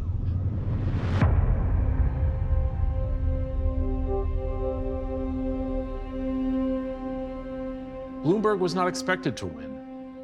He was a billionaire from Boston who just seemed like he would try to buy his way to an election. Nobody was particularly fond of him. But at this moment of crisis, a law and order, business-friendly Republican, Bloomberg managed to win the election, I think on the strength of his promise of continuity and stability, which New Yorkers were hungry for at that moment. History shows, I think as far back as we can go, that freedom is fragile, that you will always have to fight to protect it. Mike Bloomberg's greatest attribute as a mayor was his managerial abilities. He was a very demanding manager. He expected a lot from you. He was self-made. I mean, he's a very impressive figure. He did have this wartime mayor aspect that he had been forced to assume. He had to make sure that the city's finances stayed good. One of the first things he did was start fining everybody. He would fine small businesses for leaving a milk carton outside. This kind of thing sort of annoyed people quite a bit, but he wanted to make sure that the city could still pay its bills. He worked overtime to comfort and make big business feel like they should stay, that he would do everything he could to keep New York a secure place. To that end, Ray Kelly, his police commissioner, had a deep counterterrorism response. I was a U.S. Customs Commissioner. I did that till the end of the Clinton administration, went to Bear Stearns, was there until the election of Michael Bloomberg. He asked me to come back as a police commissioner, which I did for 12 years.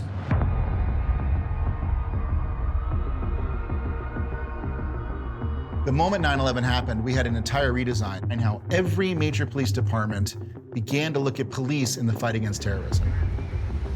Well, New York City was let down twice by the federal government. They had the attacks in '93, and of course, you had the horrific events of 9/11. They failed us, and I had been in the federal government, so I had a lot of experience. I had a lot of knowledge of the skill sets that lay in the federal government. Pre-9/11, policing was really not engaged with counterterrorism intelligence. Post 9/11, you went through this period where Ray Kelly said, sorry, that's what we're going to do. We developed the most diverse police department in the world. We have police officers born in 106 countries. No police department anywhere could come close to that. But that's a tremendous language and cultural reservoir that I wanted to use. So I started out, I had a butcher block paper, and I drew the things that I wanted to do, the counterterrorism operation, the intelligence operation. There was issues with anthrax. We needed infectious disease doctors, that sort of thing. Under Ray Kelly, the NYPD had become a much more forward deployed police department. So that allowed them to make this transition to what we call first preventers. Cops are great, they'll do what you tell them to do, but they didn't have the foundation to do a lot of things that I was thinking of. How do you do intelligence gathering? What language skills should we be applying? That sort of thing. Imagine a police department saying, thanks FBI, thanks CIA, appreciate the info. By the way, I have 13 of my own sources around the world, uniformed NYPD police officers sitting in police capitals, collecting intel. So the FBI agent looking at a bombing in Spain, for example, sees one thing, a CIA officer sees another. The NYPD liaison sees the third. He sees how the glass shards became very dangerous and how we had to think about that with our subway systems. He sees how the police missed certain trails of locals and how they can fix that back in New York. We're not just a local police department that's going to give speeding tickets and DWIs and police drugs and domestic violence. We are a counterterrorism department. I had lunch with Ray Kelly during that era, and in terms of terrorism, I think a lot of us felt that it was inevitable. And I said that to Ray Kelly, and Kelly said, not to me, and he said, we're doing everything we can to make sure it never happens, and we will never believe that it's inevitable. And I was really proud that he was our police commissioner. I mean, what a wonderful view of his obligation and duty to New York. And I think that in many ways typified a lot of what the Bloomberg administration was about. It was about moving forward, getting things done. And that's why we have 1,000 police officers dedicated to counterterrorism and intelligence. That's why we have 35,000 uniformed cops on the street to keep us safe, and we have done it. Mayor Bloomberg wanted to take money from the police budget and give it to the Department of Education. I argued against that strenuously. I think, to be quite candid, that Mayor Bloomberg knew that Rudy Giuliani was the crime fighter, he was the 9/11 hero. He wanted to make his mark in some other area. So he took those resources and put them in the Department of Education.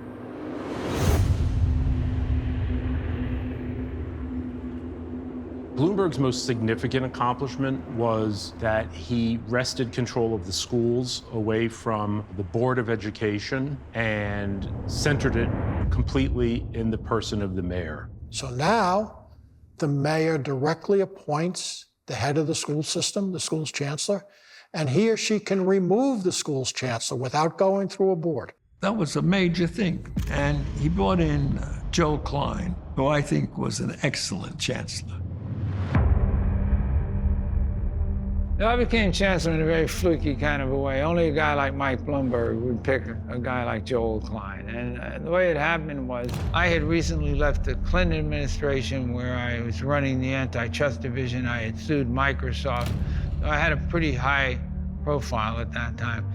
And he called me and said, let's talk. And I said, Mike, you sure this is the right number you dial? I mean, I went to the schools, But long story short, he and I hit it off. The kids who grew up in places like Bed-Stuy and Harlem and the South Bronx, the kids who grew up, in other words, in high poverty communities, mostly children of color, were getting not remotely the kind of education they needed to succeed. And a 50% graduation rate over a decade is not sustainable. They created a tremendous number of new public schools to replace the failing schools that they had closed. Demonstrably, the test scores went up. The graduation rate, after being stuck around 50% for 20 years, in the next 10 to 12 year period, got up into the 70s. It's now about 77% kids graduate on time. I attribute that to 3 or 4 big things that we did under Bloomberg's leadership. First of all, we instituted much greater accountability. We're going to measure the impact of your work on student learning. Put a letter grade on every school. A school would be an A school, a B school, based on its performance. Second thing we did was we gave a lot more money for teacher salaries, attracted better and better people coming to the system. We brought in things like coaches, that we did a lot more teacher preparation. And finally, and I think probably in some ways the most important thing, we started to focus on the principal as the key leader. Principals can now hire people. So now they can't say, I got this failing teacher that was transferred out, they weren't satisfied. No, that's a very important piece. If you want accountability, you got to give the institution a degree of autonomy. He also pushed through charter schools. Charter schools are public schools that are run separately from the education chancellor, fully funded by the taxes, but they're non-unionized generally. And they can operate, with alternative curricula, alternative teaching models, and some of them have been wildly successful. I knew that the forces that own the status quo were not going to be happy. So what I did basically was set out to go get the great charter networks I knew would be high performing. If you bring in a bunch of schools that don't work, parents aren't going to choose them, you're not going to get anywhere. The lack of physical space for charter schools was a big impediment, but Bloomberg and Klein took care of that. It's a public asset. They said, we'll provide you space within the public schools, free of charge. And my view was, but the space belonged to the kids, not to the adult, not to the politician. In 2000, there were about 3,000 students in charter schools in New York City. By the end of the Klein and Bloomberg era, there are over 100,000 students. 10% of the population are charter schools. And mostly adopted a philosophy that just asked for forgiveness, not for permission. And so a lot of times I just put my foot on the gas and said, we're going to open up 30 charter schools this year. And we did it. And by the time everybody kind of looked around, they said, what the hell just happened? And we were saying, oh, it's done. We got sued and we got fights and on and on and on. But I am so convinced by the history of this that the performance of those schools justified every fight we had. And if anything, I wish we had done more, because today there are still 50,000 children, mostly black and brown children, still on the waiting lists for charter schools in New York. Those kids deserve better than they're getting right now from the city.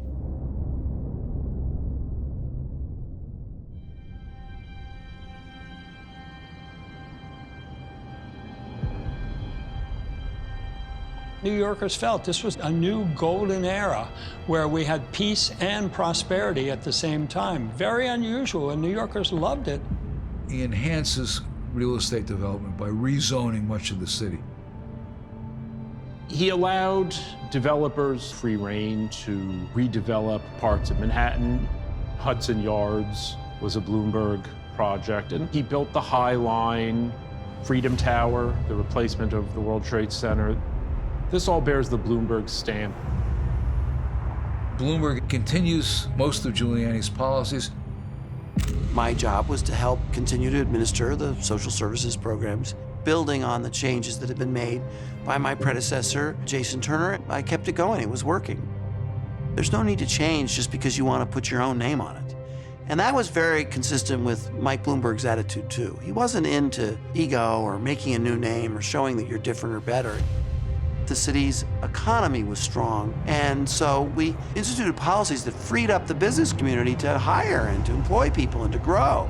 And so we lived off the growth of the tourism industry, the restaurant industry, the healthcare industry, that we're hiring people.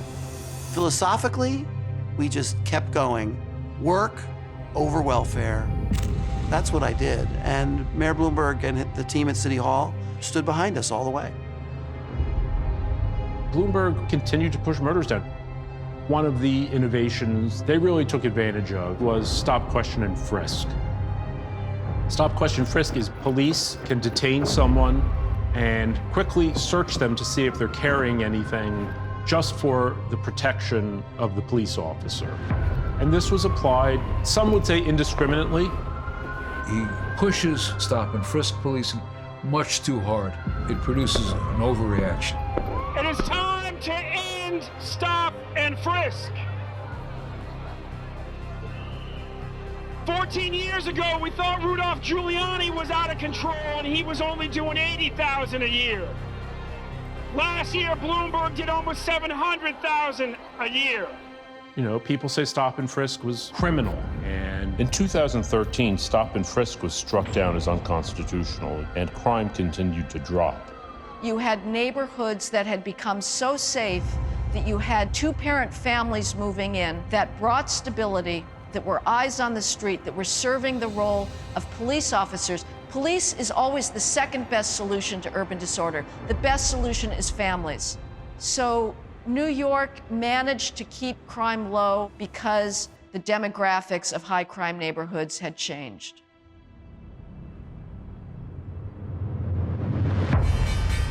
It could be the biggest victim yet of the global credit crisis, a loss that would send shockwaves through the world's banking system.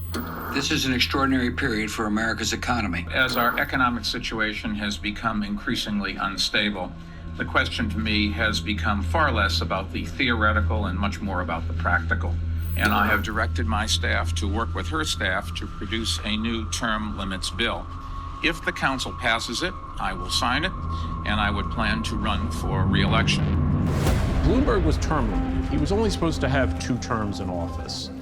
He not only spent an enormous amount on his elections, but he would spend untold amounts more just buying the good opinion or the silence of everyone in the city.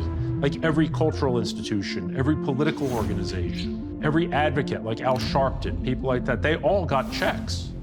So he essentially could do whatever he wanted.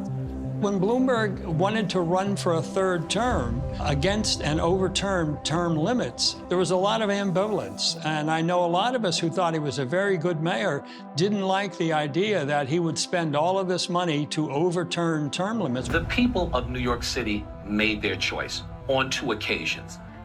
Back in '93 and in '96, voters overwhelmingly voted to enforce and put in place term limits. Mike Bloomberg has overturned term limits for his own self-interest. Somebody asked him, what's your philosophy of government? And he said, well, I'm not a philosopher, I'm an engineer. And so he didn't really believe that a set of principles that were thrown out there on a regular basis through a political movement were necessary. It was a revolution which was not articulated and preserved through some kind of formal political process, a party.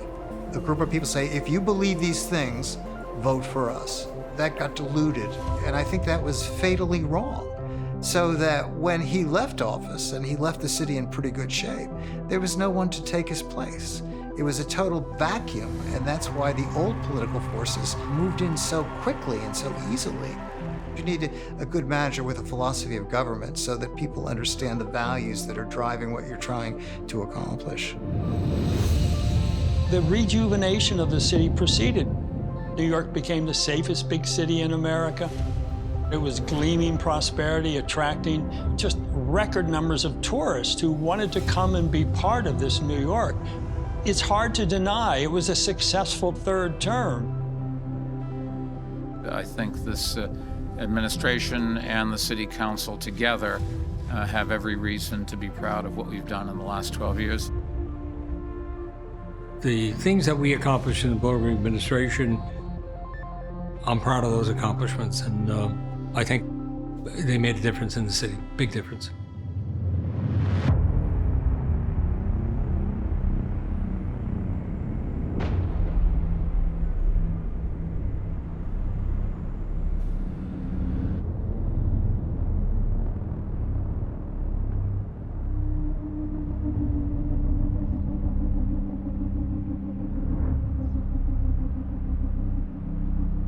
By 1990, liberalism had become stale.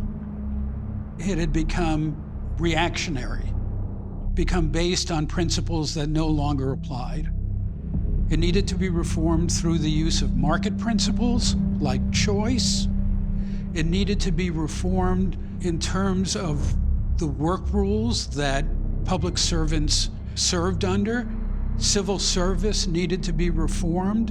The system had to be opened up because in 1990, New York was a city that was run for the benefit of its employees, not for the benefit of its citizens. By the end of Bloomberg, New York was a city that was being run for the benefit of its citizens once more. Not that it was perfect, not that there isn't more that can be done. But at least we now know that there is a path to get there. I think to sum up the 20 years of Giuliani and Bloomberg is to say they had achieved what people thought was impossible. People thought it couldn't happen. There was no palpable fear of living in any neighborhood. You could take the subway at any time of night. You could send your children to the store and there was no worry about what was going to happen. So, I mean, maybe it's too obvious how precious, orderly, safe neighborhoods are for the working people and the middle class who've always been the backbone of the city. Public space is just so important. And Giuliani and Bloomberg, for whatever their faults, they did give New Yorkers a city where you could feel safe and it was possible to get a job and live just a normal life. So many people on the left, including in the media, and God bless us, the New York Times, will never forgive Rudy Giuliani for being successful. They didn't like his personality, they didn't like his point of view, so they were not really ready to acknowledge much of anything. The experience of the Giuliani term was the result of real efforts and real ideas by real people, and it didn't just happen. And if you don't really understand that legacy, you're doomed to watch it fall apart before your very eyes. A lot of the change in perception about what a city can do and what a government should be that we created has created new neighborhoods. Brooklyn has exploded. There are new neighborhoods in the Bronx. And for a city to survive, it's got to grow. And who thought that New York City could get bigger? Well, it's getting bigger by taking areas that never viewed themselves as neighborhoods and turning them into vibrant communities. And I think those developments in the city, that growth of the city, a lot of that has to be credited to Rudy because he made the city a place that people believed had a future. One of the things that's true about the revival of New York, the mayor, policy thinkers like the Manhattan Institute and others created a framework. It's not enough to simply say to people, well, you have a choice. Somebody has to take risks to do that. And that occurred from people in New York City of all political stripes to step in and create new schools, work with the police to make the streets safer, develop innovative approaches. You need everyone involved in this. And we proved everybody wrong because in the late 80s, there were very few people that thought that New York could be turned around.